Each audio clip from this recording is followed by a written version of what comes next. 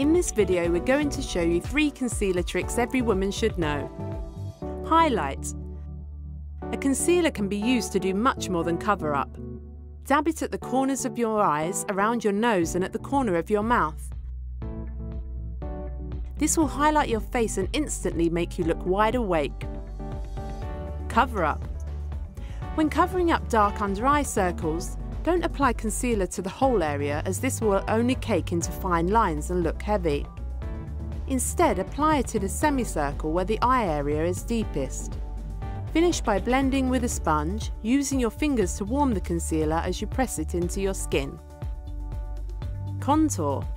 Use your concealer for contouring. Use it along the bridge of your nose, between your eyebrows, on your chin and along your cheekbones. This way you'll get a subtle contouring effect that enhances your facial features.